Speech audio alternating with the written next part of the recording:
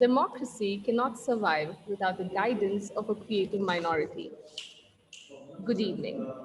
I welcome all of you to the session organized by the Department of Humanities. This session is on minority rights and democratic culture. Before we begin, I request Mr. Leo to lead us in prayer.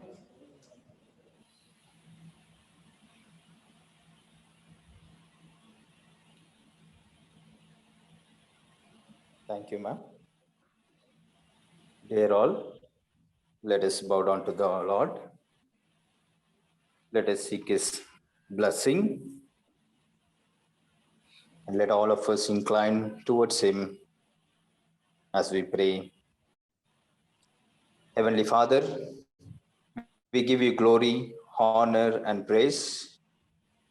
We pray for your amazing grace as we begin this lecture series themed on minority rights and democratic culture. Lord, strengthen us to overcome all the challenges and the threats that is against the minorities in India. Protect all our worship places, institutions, hospitals, orphanages, and all other organizations that is serving for your glory. Lord, I pray that you destroy all the evil thoughts and the unconstitutional activities against minorities. Lord, we thank you for bringing Reverend Dr. Walson Tampu amongst us. We pray that you speak through him, bless him and all his works of his hand. And also, Lord, bless all our staff members and all our students who are participating in this program. In your holy name, we pray. Amen. Amen.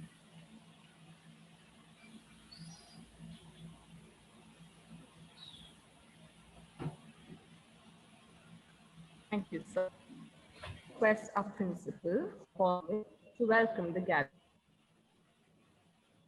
A very good evening to one and all present here at this very important webinar. It gives me immense pleasure, first of all, to welcome all those who have joined before I welcome today's speaker. So it gives me again a great pleasure to see so many of you being present here on the online mode to listen to probably one of the most interesting talks as a young man whom you could listen.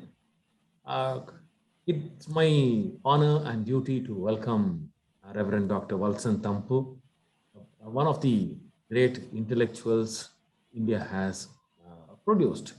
Apart from being a great theologian and a very, very prolific writer, about whose articles I have read in the Indian Express or the Hindu, he is somebody who has been an inspiration to a host of young people across the length and breadth of our country. He is a person, though he is a reverend, he is a person with extreme secular ideas, a person with a secular mind. His association with Swami Agnivesh, for that matter, is one of the greatest examples of how people cutting across two different religions can speak in one voice, a voice of unison, to champion the cause of humanity.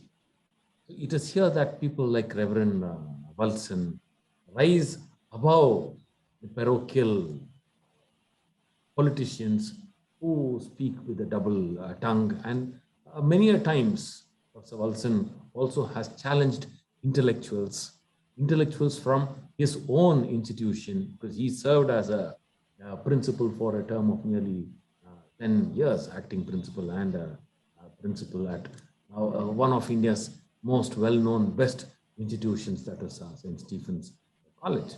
So to have such a wonderful speaker amidst us to share his thoughts would be something a delight for the students to listen to. So I take this opportunity to welcome Reverend Dr. Walson Tampu, and I thank him also for making his time out, though he was just sharing with me that he is retired and spending his time in Trivandrum.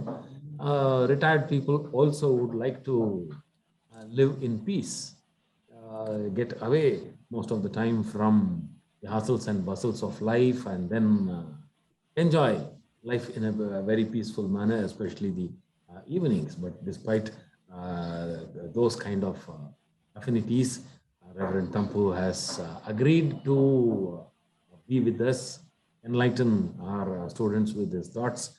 A very, very warm welcome, Reverend, to you. And thank you. We are indeed delighted that you have accepted our humble request to be amidst us. So very eager to listen to you, Reverend. Thank you. Thank you. Most appreciated. Thank you very much. Thank you, sir. I request Sister Sally to introduce our resource person, Reverend Dr. Tampu. Thank you, Vismaya. I'm extremely happy and delighted to introduce our resource person of the day, Reverend Dr. Walson Tampu. He is an Indian educator and a Christian theologian who is the former principal of St. Stephen's College, New Delhi from 2008 to 2016. He is a translator from Malayalam to English, and one of his translations won the Crossword Award. He is the member of the National Minority Commission and Delhi Minorities Commission and has given pragmatic policy analysis of the same. Dear sir, we are very happy to have you with us today and eager to listen to you. Thank you, ma'am. Thank you. Thank you, sister. God bless you. Before we begin, I request all the participants to pose any questions they have. Please type it down in the chat box. They will be answered at the end of the session. Sir, over to you. Thank you, Vismaya. Good evening, Brother Principal, Sister Sally, faculty of the institution, above all my young friends. I have to tell you that I cannot possibly think of a greater felicity than sharing my life and my thoughts with young people.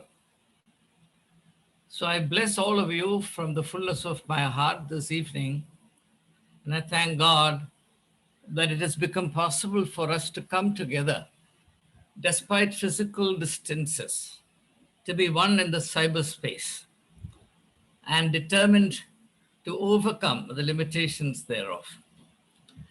The topic of our discussion today is a very relevant and a very challenging one.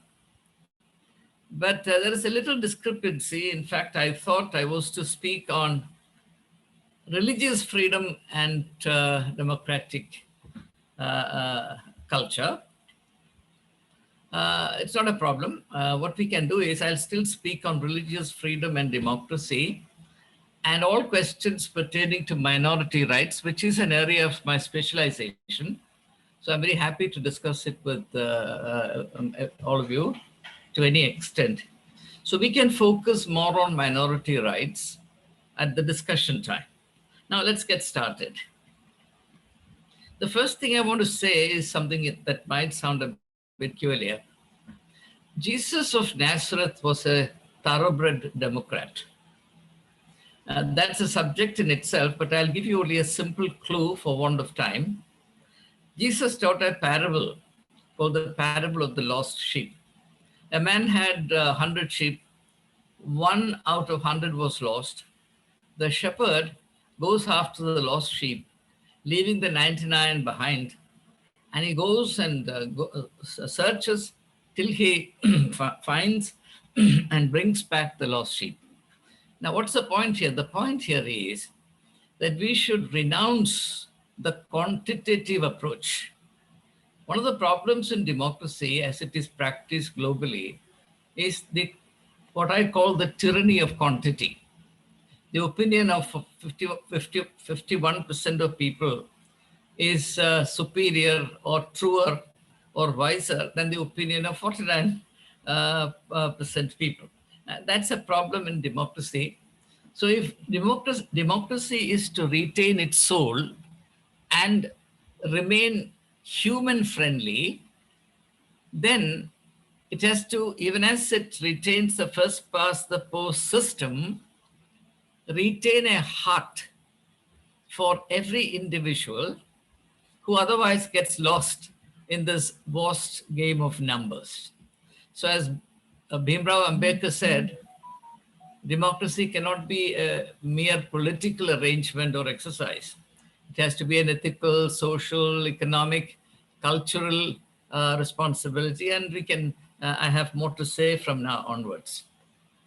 Um, the first thing I want to sort of flag is this: a general principle, a general philosophical principle, namely, that everything that exists in time exists besieged by time and is subject to the law of atrophy.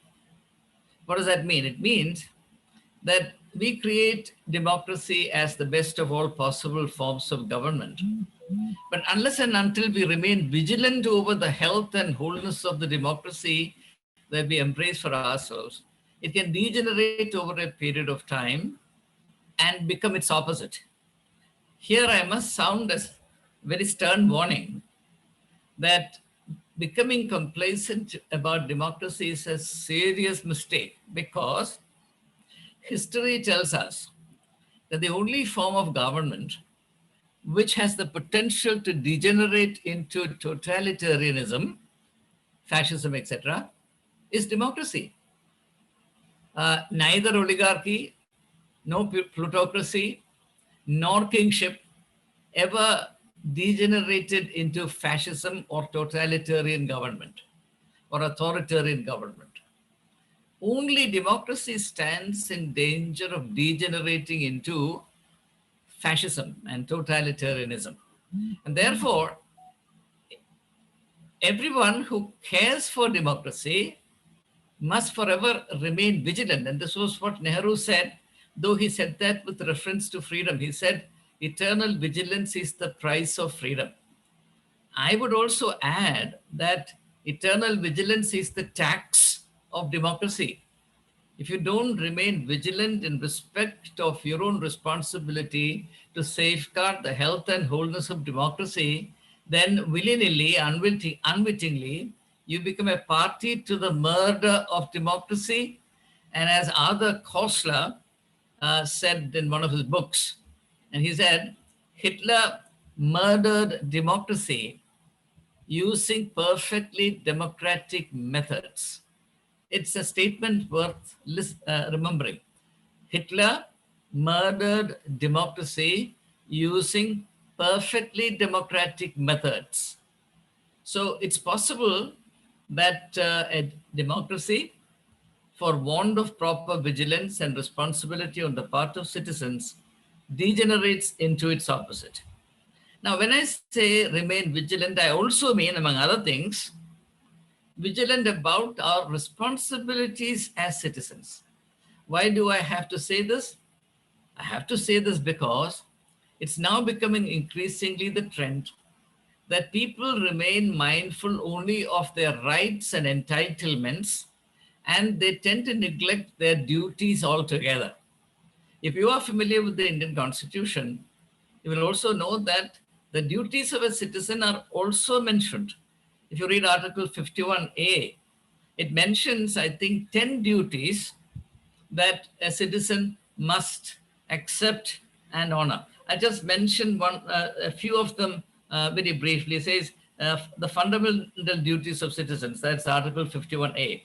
It shall be the duty of every citizen of India to abide by the Constitution and respect its ideals and institutions, national flag and national anthem. Now, you're aware of what's happening in our midst, and I leave it to you to decide for yourself if this is really happening on the ground. The second duty is to cherish and follow the noble ideals which inspired our national struggle for freedom. What are those noble ideals and principles we are not unaware of, at least to the extent that we are aware of the life of Mahatma Gandhi and as is taught in most schools and undergraduate courses, the history of our freedom struggle. And the Articles 51A also mentions the duty to develop the scientific temper, humanism, and the spirit of inquiry and reform. Underline the word reform. Now, these are all hated words in India today. Nobody really wants a scientific temper. What is a scientific temper? The temper to question, to ask for data, to demand the ground on which someone must accept. For example, if demonetization is presented to India and to the public as a great measure to boost the Indian economy and to kill black money, if you have the scientific temper, you would say, yes, that's fine, but give us evidence. But today, if you say that, you will be branded as anti-national. When claims were made about the devastation caused by India's attack on Pakistan, I'm not making it a political issue. I'm only using it as an evidence.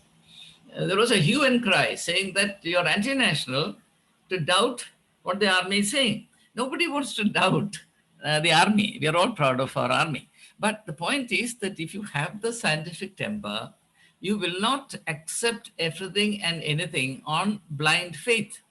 As a citizen living in a democracy, a constitutional democracy, you have the constitutionally guaranteed right for freedom of thought and expression, which includes the right to have the scientific temper in relation to what you're required to think, accept, or endorse. Then you have also the duty to safeguard public property and to abjure violence. If you're an Indian citizen and you respect the Constitution of India, you cannot use violence in any context, in any form.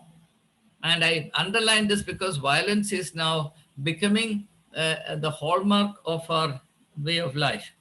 And then there is a further duty to safeguard, to strive towards excellence. Now, this is where education must come in.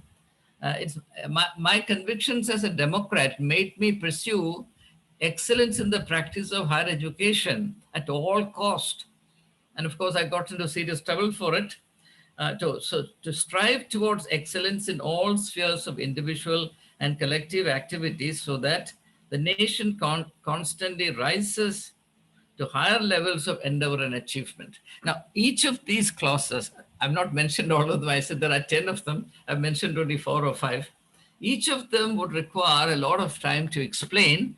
Again, I will not enter or venture into it for want of time. Now, to be clearer, let me say this. It is possible for us as citizens to adopt 2 contrary attitudes to India's democracy as well as our constitutional responsibility.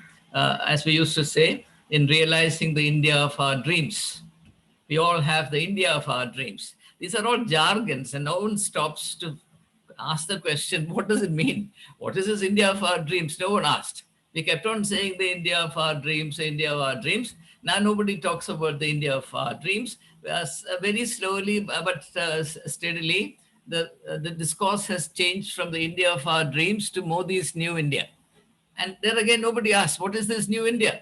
It has become a new jargon and everybody is after it. And this kind of attitude to our own life in public is a severe problem.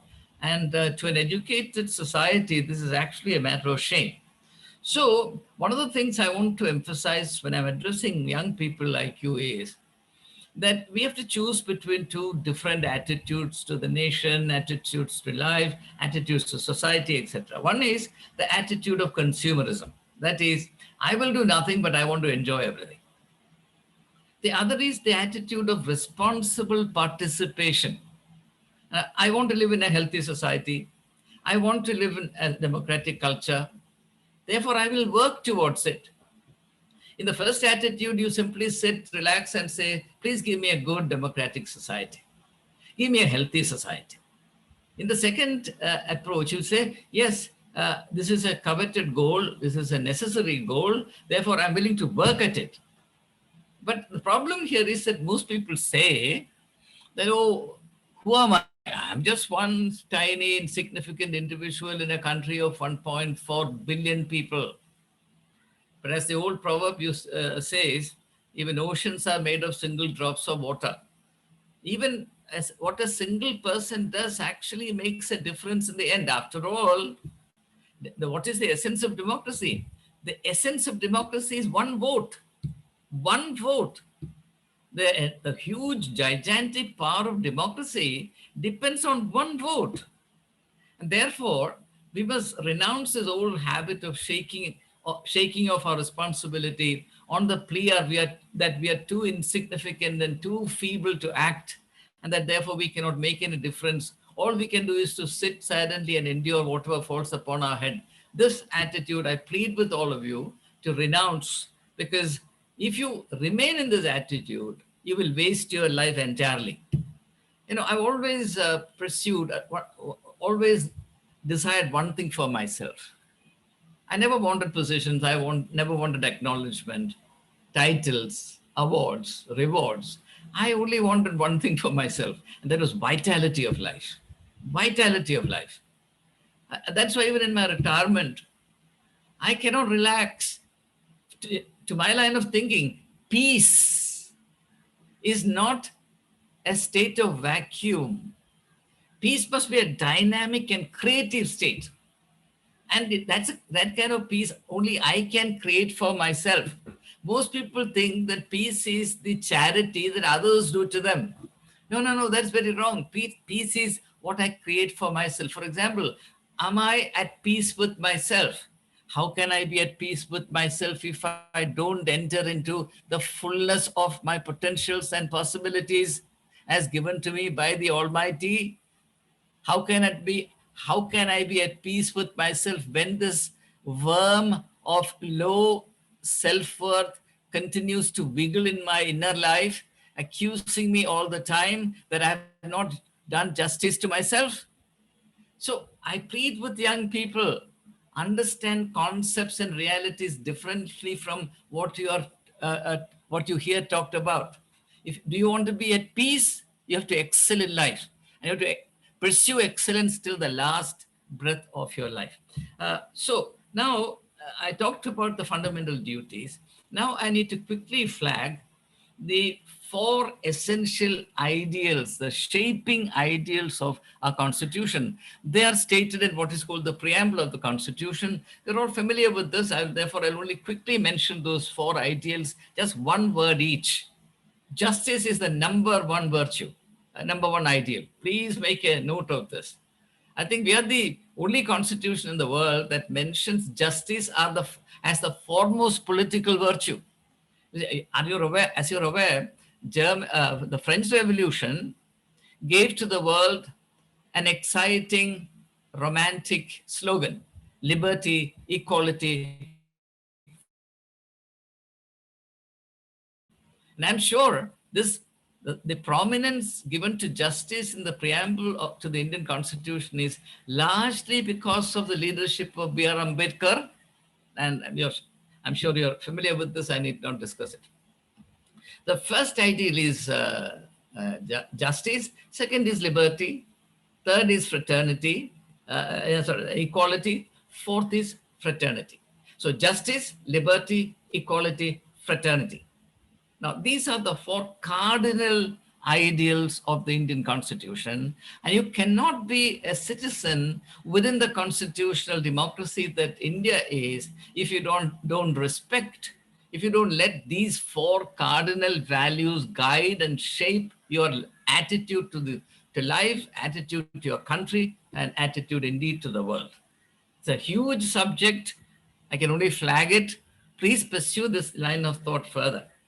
Now, then, of course, when we come to religious freedom, and particularly if you want to discuss minority rights are embedded in Article 30, Sub-Article 1 in particular. But if you look at religious rights are not peculiar to minority rights. Religious rights are mentioned from Article 25 onwards. Now, everyone has the freedom to practice, preach, and propagate one's faith. Notice that religious freedom is an individual freedom, whereas minority rights are community rights, individual to the community. Now, let that be. Just keep this at the back of your mind. We can come back to it if you think it is necessary. Now I need to go on and quickly mention some problems of special relevance to religions in the democratic context. I'm not talking in general about religion. I'm going to talk or mention some special issues pertaining to religion vis-a-vis democracy. The first I want to flag, and I've written in great detail about it in my just recently published book titled Beyond Religion. I hope some of you will get to see it. And I request the principal to acquire a copy for the library. Beyond Religion, it is published from the UK by Pipera and Publications. There is an entire chapter on this. Uh, Reason versus reason. Now you might think that this is strange. You see, every community has, every religious community has its own reason. But the country also has its reason. The country's reason is embedded in the, or blueprinted in the constitution. That's what's called the general reason for the country. As against this, every religious community is bound to have its own reason, though we don't use the word reason in the context of religion, I don't know why, by which it thinks and comes to decisions about what is right and what is not. The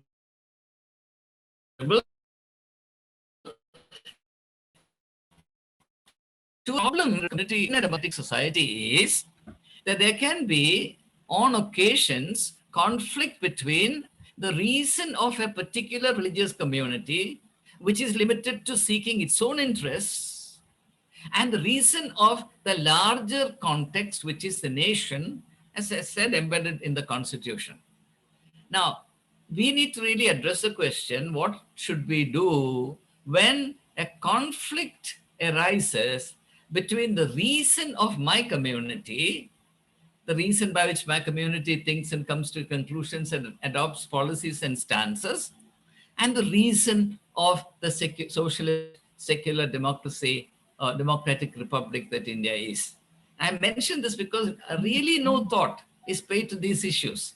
We simply sleep over them, and I believe that we cannot do so anymore. It's a subject in itself. Let me move on.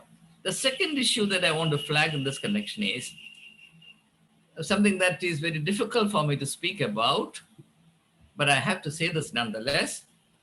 All religions are backward looking.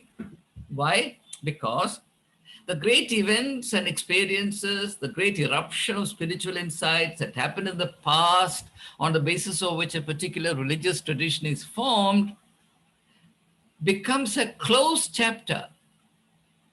And then thereafter, the greatest of religious duties is somehow to protect and preserve it exactly as it was. So in the very nature of things, loyalty to a religious tradition makes us backward looking. It cannot but be. There's no point in living in denial. This is a fact of life. Whereas now, this is the orientation of religious communities, whereas the orientation of the secular society is forward looking. Look, for example, look at culture, for example. Everything is forward looking. I'm not saying that everything that happens in science, technology, politics, culture, etc.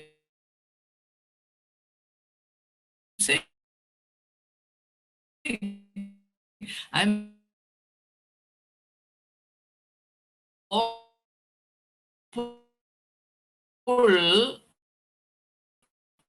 really get more into the details of this. Please read Hegel's Lectures on the Philosophy of History. Lectures on the Philosophy of History, in which Hegel, very interestingly, discusses religion, not religion, God. He does not use the word God there. He uses the word spirit with a capital S. Spirit in Hegel is the same as God. And he says history is the continuous outworking towards its fulfillment. In a way, this is the what is called eschatology, which is beyond the requirements of an undergraduate or a postgraduate institution. So let me not go into it. But this is important and interesting for you to pursue. It's a forward momentum in history. Is there something that guides this forward pull of history, or is it just a blind thing? Hegel says no. History is relentlessly moving towards its fulfillment. And what is being fulfilled in history? The spirit. The spirit in its infinite potential is continuously fulfilling itself in the dynamic of history. It's a very fascinating piece of thought in Hegel. If you have time and interest, please pursue this. So this is the second aspect of religion that I want to flag. The third is that, honestly speaking, no religion can believe in secularism. Because what is secularism? The essence of secularism is the belief that human beings have everything that they need to lead a meaningful life upon the earth without having to depend on or draw from metaphysical resources or spiritual resources. So secularism is an aspect of an offshoot of materialism. Materialism insists that there are no resources relevant to the human predicament and destiny other than the resources contained in the material order, the natural order of things. Man has come of age. He does not need to hold on to the apron of the Almighty. He can now look after himself. So out with religion. So there is a discontinuity between the religious worldview and the secular worldview. And in fact, there is a discontinuity between the religious worldview and the Enlightenment worldview. As Burckhardt, the Swiss philosopher of history, noted, he said, you see, there is a tension by the time you come to the 18th century in Europe. There's a tension between providence and progress. Now, you can easily note this down. The tension between providence and progress. What is providence? Providence is that simple idea is God will take care of you. God is in control. God has infinite resources. God is merciful. God is caring. You are God's child. Therefore, God will take care of you. So 18th century Enlightenment punctured this and said, no, this providence worldview will not work. We now believe in progress. This is what some historians of European culture and history term or describe as the great rupture. It's good to note down some of these things. The great rupture, okay? The great rupture. Now, I notice that time is flying fast. So hereafter, I will not give any explanations. I just mentioned.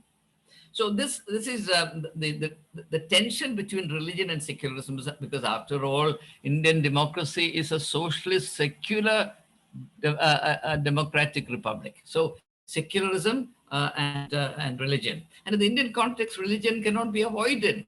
And not enough attention has been paid to working out a healthy dynamic or interface between religion and secularism. We took everything for granted, as a consequence of which secularism actually has already succumbed, collapsed under the weight of religion. And we are right now caught in the process of the communalization of the state. It's a very major issue. The fourth issue that I want to flag is that intolerance is innate in religion. And this is not what I am saying for the first time. If you read Voltaire's treatise on toleration, it's in the 18th century. Treatise on toleration. You can get it from the library, from the net. Free book is available. And there, Voltaire says that if you take your religious beliefs seriously, passionately, you're bound to be intolerant of every view which differs from your view. Now, you examine this for what it is. It is not my view. It is Voltaire's view. One more issue, then I'll move on. There is this issue that people, by and large, especially those who are very zealous about their religion, understand their religion least. Do not commit the mistake of equating religious zeal or enthusiasm with the understanding of that religion. In fact, it's impossible to practice any kind of atrocity or repose trust in violence or seek selfishness in the name of God or entertain negative attitudes to people outside of your faith if you understand your own religion. In fact, the hallmark of a person who understands his own religious tradition or the spiritual core of his religious tradition is that he will respect all other faiths and he will love all people without any difference. All walls of separation and alienation, all labels of discrimination collapse in the case of a person stands this. I say again. Okay. So now what? I thought I would say something more about the scope of religious freedom, but because of time, I'm going to skip that. Now let me take your direct. So far, I was saying something about religion. Now it's time for me to share some thoughts, some basic thoughts on democracy. And I cited a couple of an instance from Jesus Christ. Now let me give you a couple of instances. You're familiar with this, but I'll just quickly mention this. You're familiar with the instance in which Gandhi broke away from a very serious discussion he was having with his associates that included Nehru and Patel in order to go and feed a goat. Gandhi was actually underlining a democratic principle. And what is the democratic principle?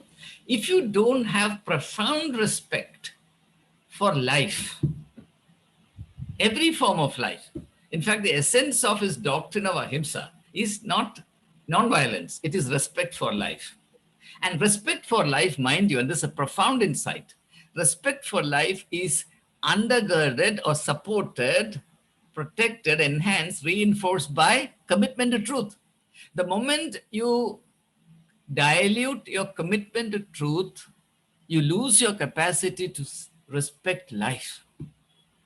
The proof that you are a truthful person is that you become respectful of every form of life, especially your fellow human beings. That's the reason, my friends, you look at any country in the world, any event in history, in the last 5,000 years of record history, you will find that every program of violence and atrocity was preceded by false propaganda. Falsehood must precede violence. Truth and violence are incompatible.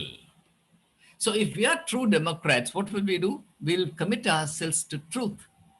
And this is something that Leo Tolstoy writes so beautifully in a letter. It's called Letter to a Hindu, which influenced Gandhiji so much. I think he wrote it in 1909 or something. Gandhi was so impressed with this letter that he published it on his own with writing a preface for it, a forward for it. This again is readily available in the net. Please look that up. So Gandhiji's idea, now one more instance, you see, one day, Mountbatten, who was at that time the viceroy, came to visit Gandhi. At that time, Gandhi was meeting with some ordinary people. So he kept the viceroy waiting. And no viceroy would like to be kept waiting, you know that, no? Even a piddling politician would not like it, leave alone the viceroy of the greatest empire at that time, on which the sun never set, Her Majesty's empire.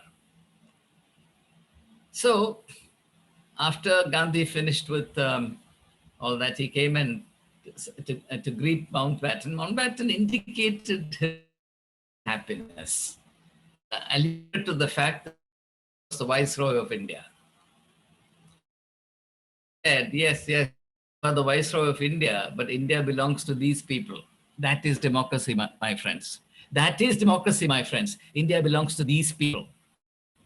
If India had actually belonged to these people, the farmers in India would not have had to strike for more than a year, and 700 of them perish in very tragic conditions.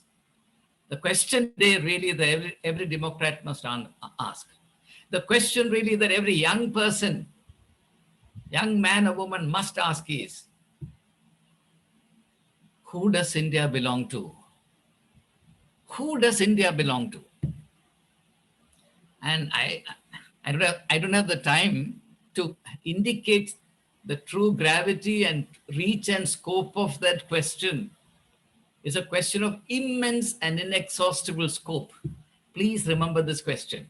Who does India belong to? And that question, of course, is also embedded in the Citizenship Amendment Act, the National Registry of Citizens, all the rest of it. This issue is going to gather momentum very soon. At that time, you will remember my words. Now, the second aspect of democracy is democracy must function on the basis of rational debate and persuasion. In democracy, you cannot bludgeon those who differ from you and create a demonic consensus by cracking the skull of those who differ from you. You cannot do that. That's not democracy. That is totalitarianism. The essence of democracy is open debate, free debate, in full freedom, and persuading those who differ from you to agree with you if you have substance. On the other hand, if the other person has substance on his side, you agree with him. So it is evolution of a consensus for a common program of action based on the civilized process of rational debate and gentle persuasion. I cannot put it any better than that. Okay, let me move on. Time doesn't allow us. Finally, the core of democracy is also free choice. Choice must be free. Now, there are hundreds of ways by which this freedom of choice can be compromised and made meaningless. Even propaganda, for that matter. If voters are subjected to a blitzkrieg of propaganda and their horizon of thinking is filled with wrong information, and particularly within an ambience of fear, remember in the last election, in 2019 election, one of the candidates in UP, Uttar Pradesh, said, when you go into the booth, please remember that Modi is watching you. So vote accordingly. Free choice, free choice. So freedom of choice can be compromised in a number of ways. And I would only request you to be alert to these realities. Now, time is going very fast. What do I do? I'm going to skip a lot of things. Okay. Now, let me come to one of the points towards the end of what I want to say. I want to emphasize the fact that in the Constitution of India, very wise provisions have been incorporated in order to protect the necessary space for the identity, language, and spiritual culture of religious minorities. Religious and linguistic minorities. Our concern here is with religious minorities, so I'll keep the linguistic part out of it. Now, please understand this important point that I'm making. The protection of diverse religious identities is not charity that the state extends to religious communities. The protection and preservation, indeed the enhancement of the different religious identities of minority communities is a basic requirement of the Indian democracy, because If these different religious identities are crushed out, what will be left in a country like India, which is 80%, at least 80% Hindu, is or will be religious homogeneity, which then politically becomes state fascism. I'm using very loaded words, very, very loaded words. If you want me to explain things, I can do it, but I want to restrict myself to the 45 minutes or 50 minutes time limit, and I notice that I have only about 10 minutes left. So I need to proceed. So please remember this, that unless and until the distinct spiritual culture, the script, and the identity of religious minorities is protected within the ambit of the constitutional democracy that India is, Indian democracy itself will be in serious peril. This is something not talked about, and it's a very serious issue in itself. I wish you would take up in your student bodies discussions on such issues. You know, in St. Stephen's College, we have a wonderful student society called IDG, that is Informal Discussion Group. I used to attach special significance to the functioning of this society, because that's where our students were absolutely free to say whatever you want to discuss, any topic under the sun. And I have to say that my students did a very responsible job of it. They were very civilized and responsible in the way they made use of the opportunities available under the aegis or auspices of the informal discussion group. I commend something similar to you in your institution. I'm sure your principal is an enlightened man. He will facilitate this. We need to discuss. We need to arrive at clearer and deeper understanding. So what is happening to us? We're not talking about distant stories and fairy tales. We're talking about day-to-day realities that hit us on the face. How can we choose not to understand? So the minorities on their part, first I talked about the obligation of democracy to protect minorities. Now I want to look at the other side of the picture. The minorities on their part has a very special responsibility to cater to the health and continuation of the democratic culture. Because if democracy departs, that vacuum will be occupied by totalitarianism.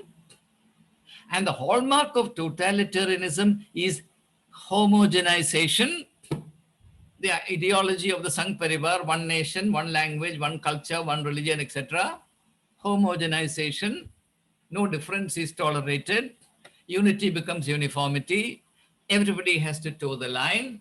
You will be told what to think and what not to think, what to say and what not to say, what to eat and what not to eat, what to wear and what not to wear. And the hallmark of a totalitarian way of life is that the state claims for itself the right to control every detail of your life. And that's why surveillance becomes so important. Today, because of technology, the state has a power to pry into every aspect of your life. I'm going to exaggerate a little bit and say that if you make a nightly visit to your toilet, the state will come to know of it. If you go and buy some medicines from a chemist shop, the state can know about it. That's the level to which technology has penetrated human life. And therefore, privacy, individual privacy is a joke today. It's something that belongs to the distant past. It is not a reality today. So minorities, therefore, must wake up to their responsibility to cater to the health and preservation of Indian democracy. I'm afraid they're not doing it at all. I am afraid that minority religious communities are remiss. And they're cutting, unknowingly perhaps, they're cutting the branches on which they are sitting. It's a very dangerous issue. Finally, if Indian democracy, and I'll close on that, because I want to be disciplined in the usage of time. I think the most important agenda today, if you ask me, in relation to preserving the health and future of Indian social, secular, socialist, secular democratic republic, or the democratic culture in short, is to shift from religion to spirituality. This is my argument in the book that's just released, Beyond Religion. That book is written keeping this whole background of the emerging scenario in our country and the huge anxieties that I harbor in that context. And my greatest pain is that minority religious communities are going on merrily as though everything is all right. Maxim Gorky, not Gorky, sorry, Gogol, the Russian author, his most famous piece of work is The Ghost. Sorry, the dead, the ghost of the dead or something. I forget the title now. Anyway, so Gogol used to describe the Russia of his times, the Russia under Tsar, as a troika. Troika is a Russian cart. What's that? Coach. So not cart, coach. Russian coach, horse-drawn coach. He used to describe Russia as a troika that was hurtling downhill.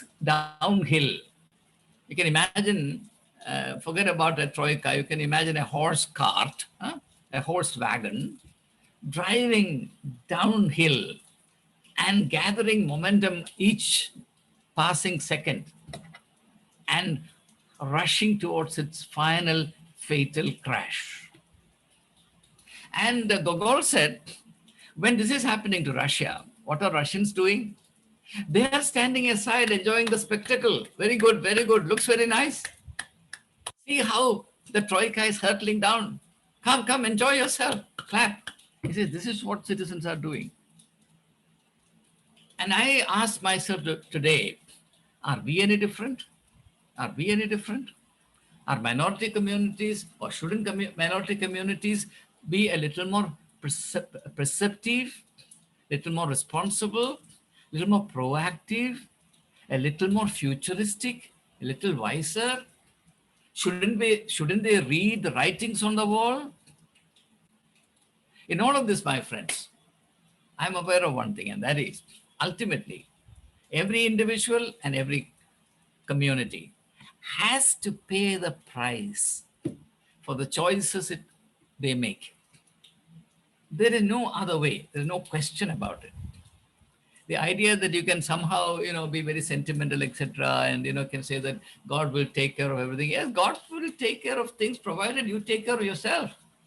You can't afford to be, you can't be choosing foolish and fatal ways all the time when God has given you common sense and the ability to read the signs of the times and say, well, now that I'm deep in the doldrums, God, come and help, please. It's your duty. I'll do nothing for myself. Come and help. Now, this is utter nonsense. So therefore, my friends, when we talk about Indian democracy, you must understand that democracy is both the best and the worst form of government. Plato, writing about the democratic form of government in his classic work, The Republic, about nearly 2,400 years ago, he said democracy is the worst form of government. I don't know if you're aware of this. Why did he say so? He says this is the only form of government known to humankind in which the worst kind of people can come to power. He says you don't need any qualification, any merit, any ability, any idealism, any ethical stature to be a ruler in a democracy. And Alexis de Tocqueville, French political philosopher who was a major influence upon the formation of my political view of life, view of the country. And he has a massive, his magnum opus is called Democracy in America. In fact, Alexis Tocqueville was a great admirer of the democratic experiment in the United States of America. And in this classic work, Democracy in America. Please read this book, again available on the net. Alexis de Tocqueville, Tocqueville, Tocqueville. And he says, the problem with, he says, well, America is a great and inspiring example of constitutional democracy. By the way, this idea of federalism is an American contribution. Federalism never existed before the American Constitution came into being. So he says, while democracy is a wonderful thing, and America is the noblest and the grandest democratic experiment, let's not forget that democracy has the serious problem of cheapening culture, degrading culture. Or in our words, if like Alexis de Tocqueville were writing today, he would have said lumpenizing culture, lumpenizing character. Okay, these are all serious issues. Well, my time is up for the time being. It's time now for discussions. I want to close by placing on record my very sincere thanks to Brother Principal, Sister Sally, and all the faculty members who are taking good care of the students. And I also appreciate their very sensitive concerns, in fact, as illustrated by the choice of the subject and their keenness to raise awareness among students concerning some underlying issues. As I said, this is an oceanic subject. I've not been able to do justice to all aspects of it. I've simply flagged, highlighted some aspects so that we can begin to think on these issues and discuss them together in the days to come. God bless all of you, and thank you for your patient listening. Thank you so much, sir, for that very informative session. We'll now move on to our interactive Q&A session. I invite Ms. Marianne to take over. Good evening, sir, and good evening, everyone. Good evening, Marianne. God bless you. Good evening, sir. Thank you so much for that very enlightening speech. I think you gave a very elaborate explanation of contextualizing religion within democracy. You spoke about the essence of democracy, as well as the conflict between reason and reason, the conflict between providence and progress. So thank you so much. It was very enlightening for me as well. The floor is now open for questions. The first question comes from Ms. Pratibha. In a democratic country where major discriminations are nurtured and propagated by different religions, what do you think the role of a state should be? The role of the state is fairly clear and unambiguous. It is to manage the affairs of the nation as per the provisions in the Constitution. Now, Constitution expressly prohibits discrimination on the basis of religion, caste, gender, etc. So, if the state is really committed to the Constitution by which politicians swear and become officers of the state, then surely they will become alert to any sign of discrimination creeping into the body politic as an epidemic, and resort to measures which are readily available to curtail, curb, and indeed eradicate this malaise of the democratic body politic. Now, the fact of the matter is that we have enough instruments and resources, enough laws and law enforcing agencies to undertake this task. But the problem is that various political perceptions patronizing agents that practice discrimination becomes the strategy of choice to promote long-lasting loyalty to various political parties. Whichever party is in power gives a large degree of freedom to its cadre or its followers to practice violence, practice discrimination, resort to injustice, oppression, etc. Because that is how the common man, the rank and file, or sometimes called the cadre of a party, tastes power. How do you taste power? It's only by oppressing somebody else. See, either you enjoy power positively by putting it to constructive use, which most people can't because they're not enlightened enough to do that. What the rank and file can do in relation to power is to use it as a weapon of attack or oppression against others. So political parties understand this mass psychology, and they allow practices of discrimination and violence to continue unchecked, because those who indulge in them then become grateful to the party in power and remain forever loyal to that party. So discrimination, in other words, becomes a loyalty building logic. Okay. Thank you, sir. The next question is from Dr. Rekha. You mentioned embodying and carrying out our duties, and I liked your explanation of how it boils to each individual's values and their purpose, as well as their pursuit towards their potential in life. How can we instill these in our students during their formative years? Yes. Well, the only time you can instill these values and norms in any human being is during the formative years, because that's why we call them formative years. Once the formative years are gone, the door is shut. Okay. So, and in fact, psychologists say, psychologists of education, educational psychology as it is called, say that the formation of human being actually is complete, more or less complete, by the time a person is 8 years old. So we have to, if you are really interested in building a healthy democratic culture, we have to really do whatever we have to do within this period of time, this window of opportunity. Now, I hope at least of my audience would be familiar with the work of John Dewey, the American philosopher, whose most famous work is Democracy and Education. Democracy and education. And he argues that the state must accept this as a foremost duty to use education as a means for propagating the democratic culture. See, democratic culture does not exist. It has to be inculcated. It has to be promoted and consolidated.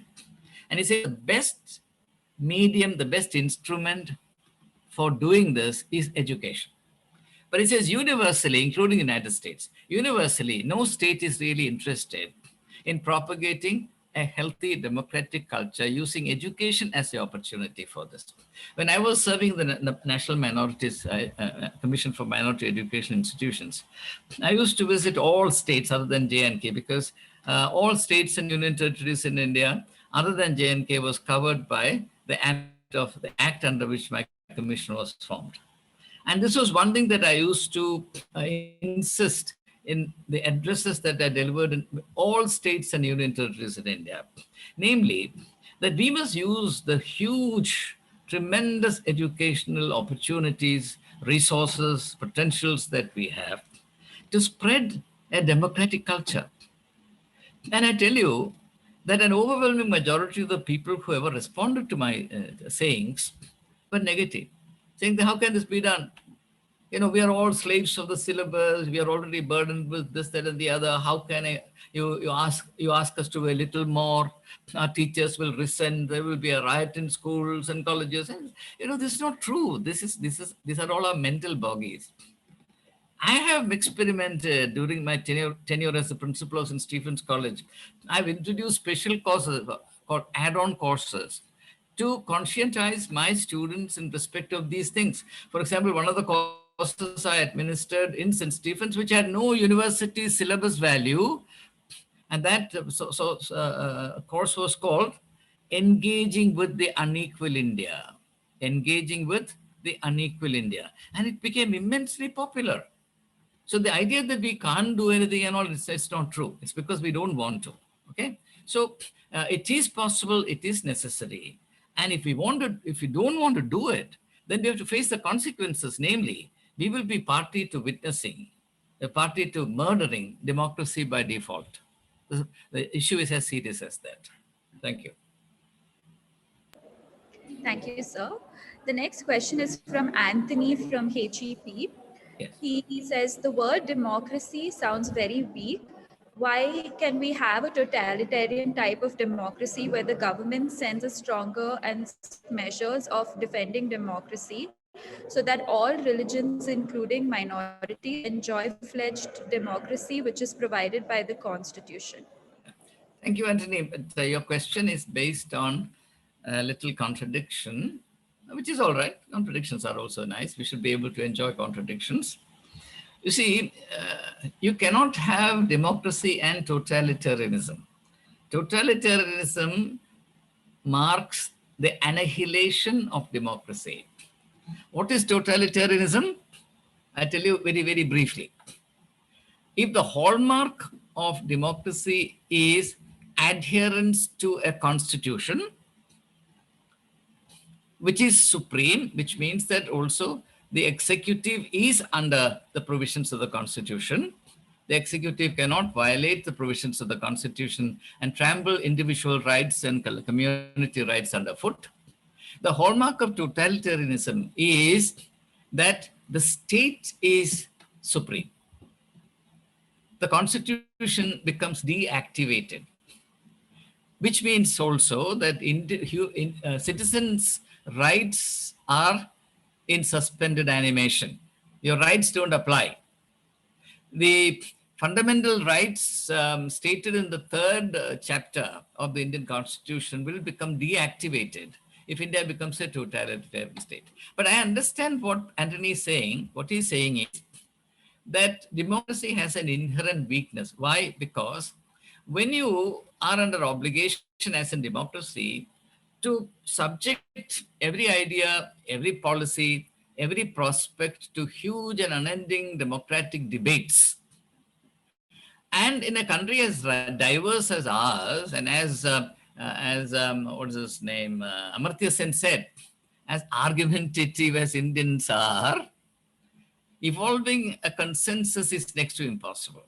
And therefore, the outcome could well be what is called policy paralysis, as was alleged during the tenure of UPA 2, policy paralysis, you remember? So in public perception, there is a preference for efficiency, which is then associated only with dictatorship.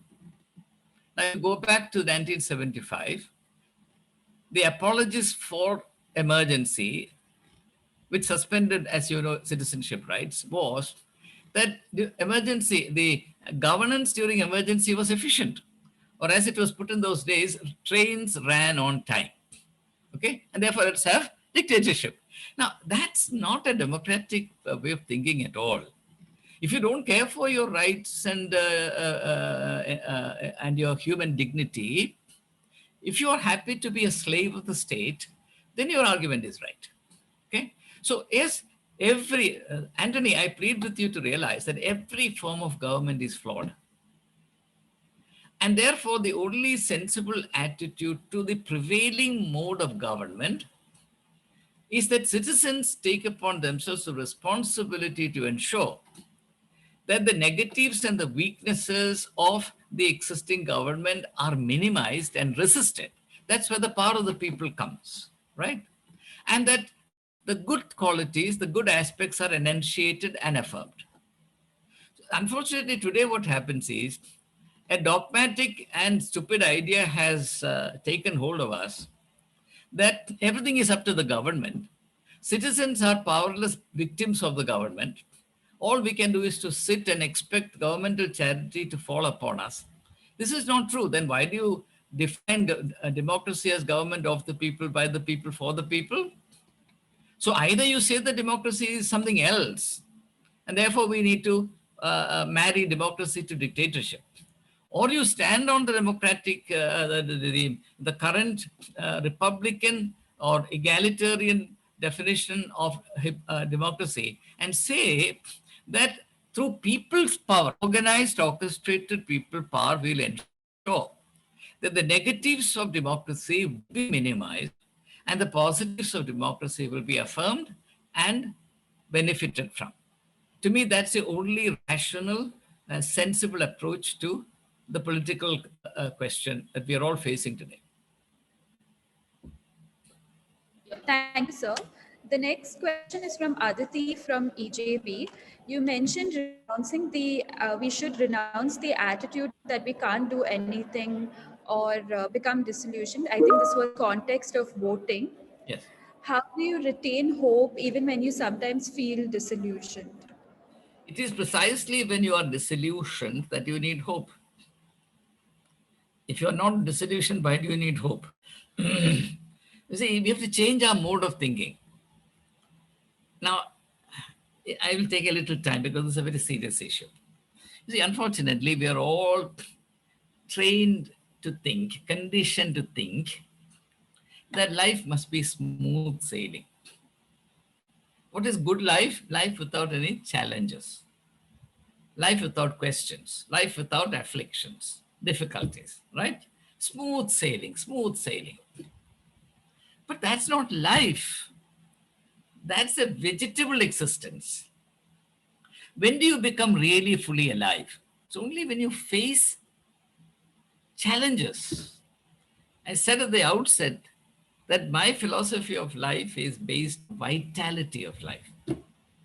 So I'm always happy to accept a challenge and pay the price for it. Life is not easy.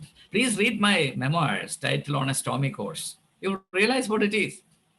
So, young people in particular must realize if you're interested in developing your personality, now there is something called power of personality. What is the greatest tragedy today globally? It is the dwindling of the human stature. You look over the face of the earth among 8 billion people, how many really, good, healthy, strong, inspiring personalities do you come across? We inflate certain individuals through propaganda and say that they are larger than life. That is not true. We do that because we are famished for real human stuff. And this is because people are not investing in building their personality. And the reason why they are failing to build their personality and attain the kind of charismatic power, personal charisma. Charismatic power is that people always want to resort to easy ways, line of least resistance. Okay? So it is when you actually accept life as an adventure, not life as an existence in an incubation. You need hope, okay? Real and powerful only when you face difficulties in life. Otherwise, you wouldn't even know the meaning of hope. Okay, so I want young people to become a little more adventurous in their life and say, well, yes, I'm going to use adversity as the wind under my wings. I'm going to grow through these struggles. One of the books I want all of you to read is a book by a German author called Schelling. It's called Philosophical Inquiry into the Essence of Freedom. It's only 120 pages. A philosophical inquiry into the essence of human freedom. Okay? And one of the main insights in that book is where there is struggle, there is life. Where there is struggle, there is life. But if you leave hope out of that equation, struggles can destroy you. You understand the point? That's where hope comes. So to say that I don't want any trouble, I don't want any struggle, I want life to be an easy flowing thing, and then I want hope, is to indulge in a huge contradiction. Either you want hope or you don't want hope. Why do you want hope? You want hope. You want hope only because you're committed to the vitality of your life, which necessarily implies accepting challenges and difficulties, which you accept because you want to grow and evolve. And look at nature. How does a butterfly come into being?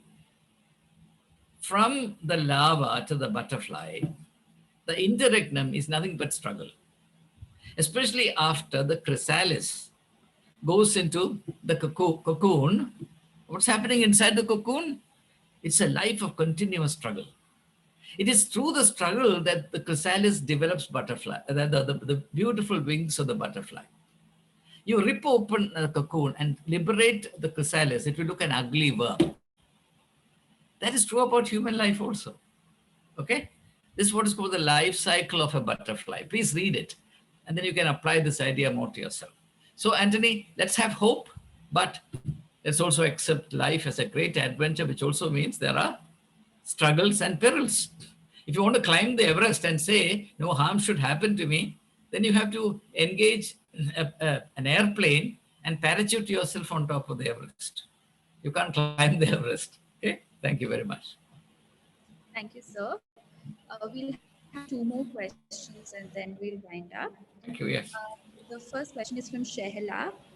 Is India leading towards democratic capitalism? What is the role of minorities and other stakeholders in maintaining a balance in distribution of wealth? Yes. So the role of the minorities, by the way, is a very important role. This again, there's also misunderstanding about this. Most people think that to be a minority is a disadvantage. I'm a person who believes that it's a great privilege to be in the minority.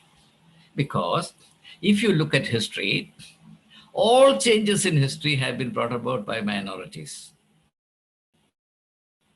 Thinkers in every society were a minority. They were not part of the big rabble, the big masses, right? So even within the majority community is a tiny minority that keeps the conscience of the majority community. Okay? The majority as majority always takes the wrong route.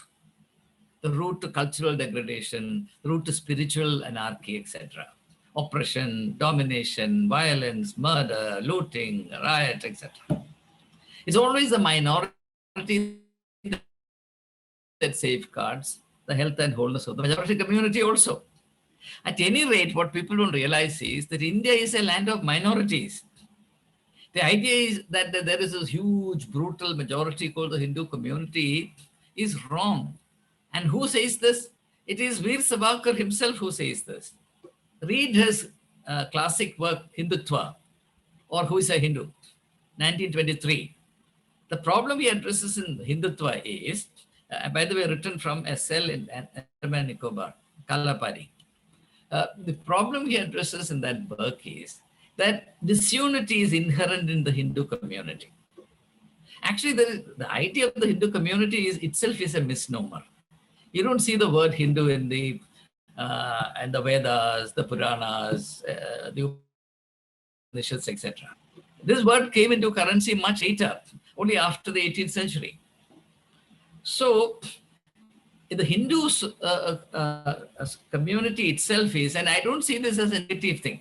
I see this as constituting the beauty and the greatness of the Hindu community.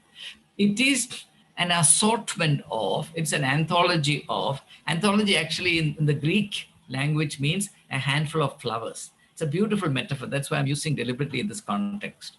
So to me, Hinduism is an anthology of different facets of this great family of faith. And that's why Hinduism does not have a central book, a central priesthood, a central administrative structure. It's a beautiful display of the many, the manifold diversity, the variety, the iridescent, the wonderful play of colors of a religious tradition. But all that is now despised and sought to be destroyed. And I wonder why people are simply keeping quiet about it. Okay. Now, therefore, my point is that Hinduism itself is a family of minorities. So ultimately, in a democracy is a majority of number one. Only one person matters in the end. Okay? So if you believe in the democratic culture, you have to believe that every person is as important as the country.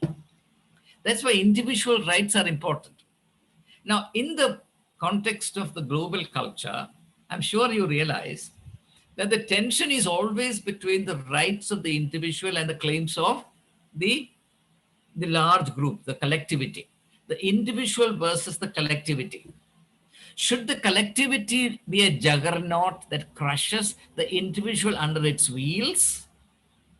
Or should individual rights be protected against the predatory nature of the juggernaut? Where exactly should the balance be struck? How should the harmony be preserved? These are all huge questions. And these are questions that the lawmakers of the country, as well as the opinion makers of this country, should continually address, which unfortunately is not happening in our country because all debates have become suspect. And if you begin to think and talk in public, you are immediately classified as urban Naxalites. Urban access, sorry, urban access. So people are today scared to think, we're scared to speak out in public, and we are poorer for it. India will die intellectually and culturally if this suffocating atmosphere continues to prevail. Okay? Therefore, as religious minorities, they have to now look beyond themselves. I can only say this about my own community. If I understand the way of Jesus Christ, to be a Christian is to be global. To be a Christian is to be responsible for the larger context. Jesus said, "You're the salt of the earth," which means that you have a responsibility that goes far beyond your boundaries and embraces the whole of humanity. You are the light of the world. So, to be a true minority, paradoxically, is to be global. On the other hand, to be a majority may mean being parochial. This contradiction nobody talks about. So, the minorities now need to equip themselves with a new vision of being being responsible minorities in a dynamic and fluid situation in the evolving history of Indian democracy. I'll stop there for the time being because time is limited. Yes, sir. I think the last question kind of is linked to what you were saying. How do minorities' welfare link to development, democracy, and governance? And what is the solution to contain and present dissent and express it in the same magnitude of its originality? Yes. This is not one question, it's a family of questions, a bunch of questions. Time may not allow us to. Minorities, one aspect of the question is minorities and development. Okay. Now, minorities communities themselves are quite confused about this. Why? Because almost all religious communities, I know this includes even the majority religion called Hinduism, they have a certain attitude to the secular, material, empirical world, which is negative. There is unfortunately a teaching that the faith world and the material world must be in a state of opposition. The world is your enemy. And therefore, withdraw from the world, protect the purity of your faith, etc. This is one teaching. It is there. There's no question about it. This is what is called the otherworldly religion. Renounce everything. Make sure that in the next birth or the life after death, you have a better deal. I'm sure everybody agrees that this is an aspect of all religions, right? Now, in this process, what happens is religious communities unwittingly compromise, dilute, and even kill their developmental energy. At the same time, the fact remains that every minority community needs to convince the majority, not majority, the mainstream, the minority versus the mainstream, right?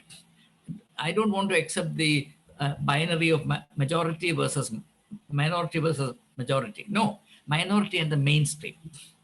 Okay. Now, every minority community needs to create a healthy image of itself in the mainstream. How can it do so? We have fortunately a good example. The tiniest community in India is a Parsi community. Do you know how many Parsis are there in India? Less than 60,000. But the Parsis are respected, cherished in this country. Their influence on India and their contribution to India's development is far, far, far in excess of their numerical strength.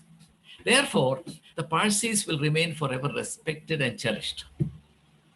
On the other hand, minority communities that are negative towards development of their own people, unfortunately. Even today, there are communities that look at modern education as a source of danger.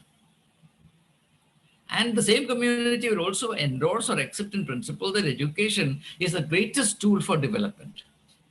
So this anti-developmental streak works like madness within certain communities, especially the keepers of orthodoxy, right? Therefore, all minority religious communities in this country have to wake up and accept for themselves a clearly defined culture of constructive patriotism. I'm choosing my words very, very carefully. Constructive patriotism, by which serving as catalytic agents in India's development also becomes part of their spiritual culture. Spiritual culture. Spiritual culture. You understand what I'm saying? Not religious. Religion will not allow you to do it. But within every religion, there is a spiritual core. And that spiritual core has been sidelined, in fact, muffled, in many cases, destroyed. That is where the light dwells. Light is progress, light is development, light is welfare of the people, light is love that transcends all limitations and aberrations. So minority communities, if they are interested in their future, today I did not speak about the horrible scenarios possible in being a minority community based on world history. I can give a separate talk on this.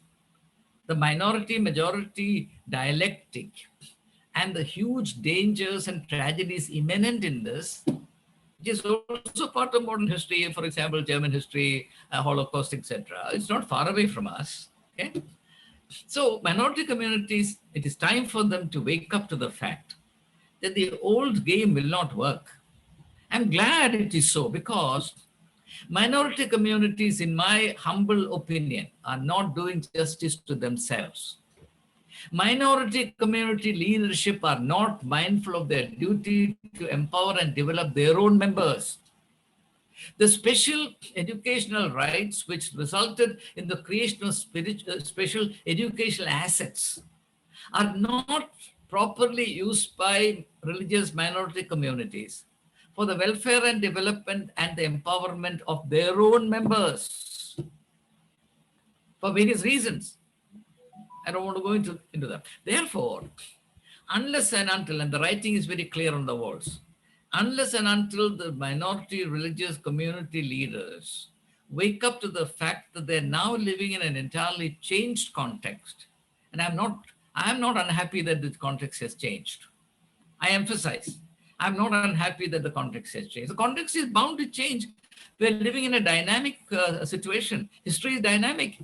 It is not frozen. So in this changed dynamic context, what is the best way to negotiate the present and emerging situation so as to maximize the contribution of that particular community to the development and the welfare of India? A community must exist not only for itself. In fact, no community exists for itself. A community exists for the elite within itself. So the first change that has to happen is to take the focus away from the elite and look at the community as a whole, deploy resources accordingly. The second thing is a community must also embrace the larger responsibility of living for the country. You can't claim the rights and privileges embedded in the Constitution only for your own private benefit. The Constitution is for all citizens and all of India. If you want to claim a single right or provision in the Constitution, you have to accept the fact that you're a citizen of India. And as a citizen of India, you have to think for the country at large. If you don't do so, you're not a citizen of India, you're not entitled to the provisions of the Indian Constitution. This is my absolute conviction.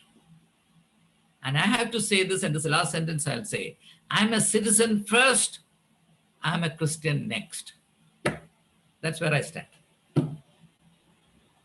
Thank you, sir. Thank you for engaging with our students so generously. There are a few more questions, but I think we've run short of time. So maybe we could take this up. Maybe we would have an interaction with you, hopefully at some other point in a different context. I'm open to it. Yes. So thank you so much, sir. Thank you very much once again. My sincere gratitude to your principal, your faculty, your governing body, your management, your कर्मचारीs, all those who maintain the institution neat and clean, all those who take care of you, all the students, their parents.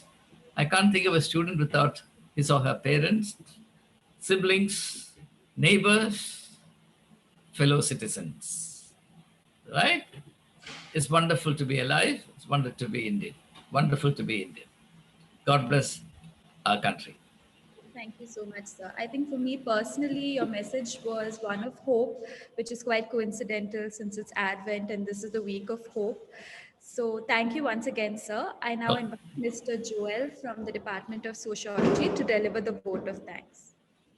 A very good evening to our cherished resource person, Reverend Dr. Walson Tambu, to the staff and students of St. Joseph's Evening College.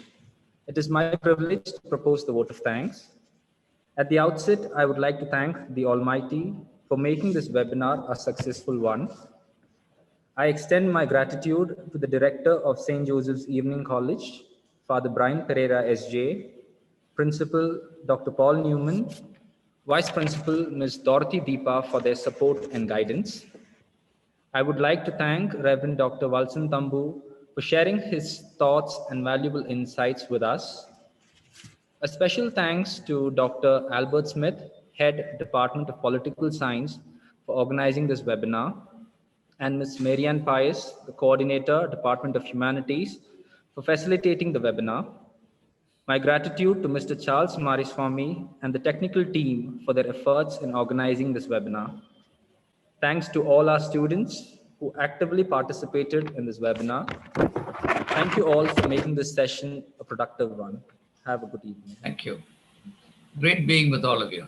Thank you. Thank you, sir. Thank you. Wish you a happy day. Same here. Have a blessed time.